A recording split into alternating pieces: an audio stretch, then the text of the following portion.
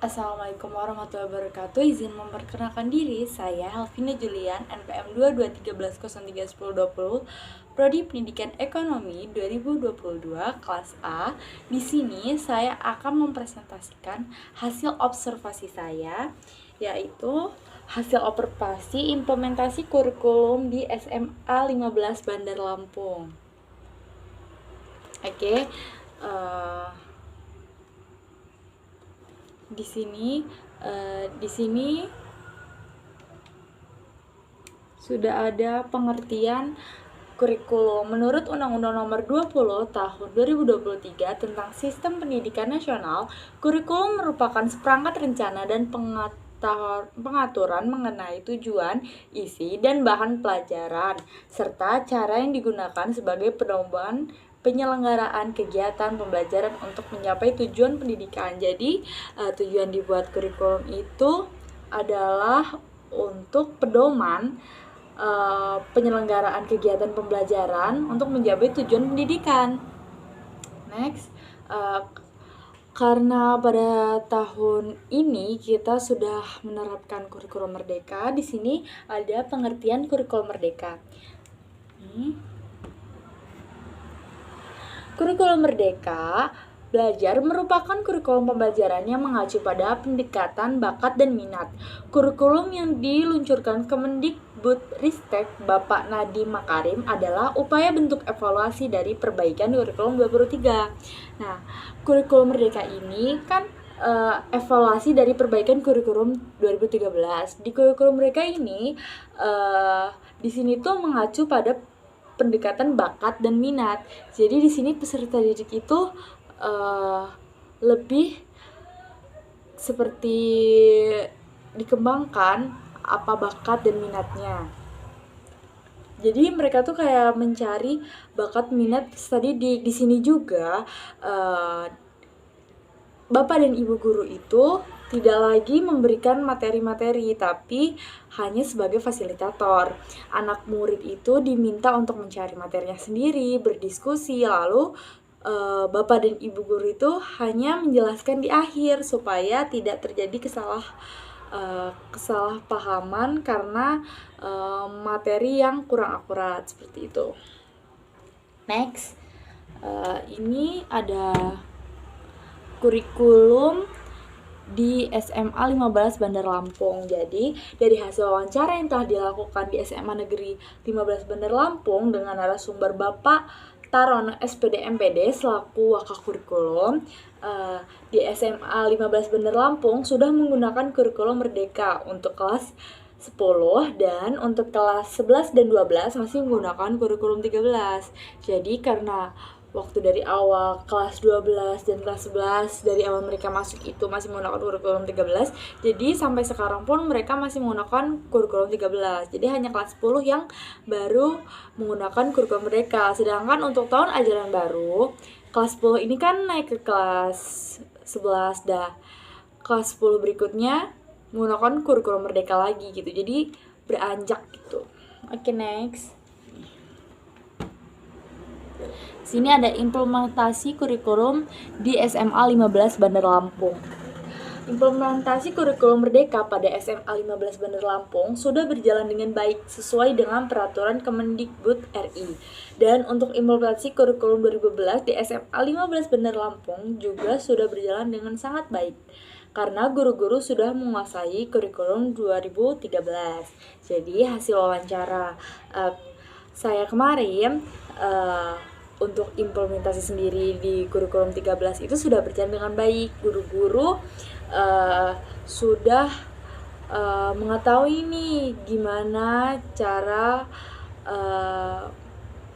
pembelajaran menggunakan kurikulum merdeka. Dan di SMA 15 juga sudah ada fasilitas-fasilitas pendukung guru seperti ada mungkin pelatihan untuk guru-guru supaya lebih mengerti apa sih kurikulum merdeka. Juga ada seperti bantuan dengan IT, yaitu ada aplikasi Merdeka. Di situ ada acuan guru itu harus melakukan apa saja sih gitu. Oke, next. Di situ ada kendala yang dihadapi SMA 15 Bandar Lampung. Oke, kendalanya ada beberapa kendala-kendala yang dihadapi oleh SMA 15 Lampung itu. Salah satunya ada beberapa guru yang masih mempunyai mindset bahwa belajar masih berfokus kepada guru dan guru menjadi sumber ilmu, sedangkan peran guru dalam kurikulum merdeka adalah sebagai fasilitator atau perantara. Jadi memang untuk sebagian guru di SMA 15 Bandar Lampung ini kurang memahami bagaimana sih sebenarnya cara pengimplementasian kurikulum merdeka. Sebenarnya guru-guru tersebut tuh bukan kurang mengetahui, mereka tuh hanya belum percaya bahwa anak-anak tuh bisa dilepaskan begitu saja. Karena menurut mereka sumber ilmu dari guru, anak murid tidak bisa mencari materinya sendiri, jadi masih perlu bimbingan dari guru, begitu. Yang kedua ada sebagian siswa juga menjadi kurang paham terhadap materi yang dibahas, terlebih mereka diminta untuk mencari materi mereka sendiri. Nah, betul sekali, karena dalam sesi pembelajaran itu anak murid diminta untuk mencari materinya sendiri, lalu dilakukanlah presentasi, kemudian diskusi di kelas. Anak murid itu sebagian kurang paham dengan materi-materi yang dipresentasikan oleh temannya, mungkin terlebih karena bukan seorang guru yang menyampaikan, lalu materi yang dibawakan tersebut mereka cari dari web-web yang belum pasti akurat materinya, maka sebagian siswa menjadi kurang paham tentang materi yang dibawakan. Tapi untuk sebagian guru mempunyai solusi, yaitu setiap selesai mereka berdiskusi, beberapa guru tersebut memberikan penegasan ulang kepada siswa-siswanya supaya siswa-siswanya menjadi tidak salah arah, salah materi, dan salah pengetahuan karena materi-materian tersebut dicari di website-website yang kita tidak tahu akurat, valid atau tidak valid, begitu. Oke, next. Di sini ada evaluasi kurikulum di SMA 15 Bandar Lampung. Oke, di sini proses evaluasi peserta didik di SMA 15 Bandar Lampung yaitu mengenai pembelajaran. Siswa mungkin sebaiknya setiap guru walaupun sebagai fasilitator tapi tidak lepas begitu saja terhadap siswa, seperti selalu menyimak diskusi di kelas, lalu memberikan penguatan agar siswa dapat menyimpulkan secara pasti materi apa yang sedang mereka bahas. Nah, itu tadi yang udah Bina jelasin. Ini tuh adalah solusi dari kendala-kendala mereka tersebut. Gimana sih cara supaya siswa itu tetap bisa menggunakan kurikulum merdeka, tetapi mereka tetap paham dengan materi-materinya. Jadi sebagai seorang guru-guru tersebut memberikan penegasan ulang kepada anak muridnya supaya anak muridnya tidak salah arah. Gitu. Oke, next. Nih, di sini ada proses pembelajaran mata pelajaran ekonomi di SMA 15 Bandar Lampung. Oke. Di sini dari hasil wawancara dengan guru ekonomi kelas 10 di SMA 15 Bandar Lampung, yaitu Ibu Catherine, mengenai proses pembelajaran mata pelajaran ekonomi sudah menggunakan kurikulum merdeka. Hanya saja menurut Bu Catherine, cara tersebut belum bisa diterapkan sepenuhnya.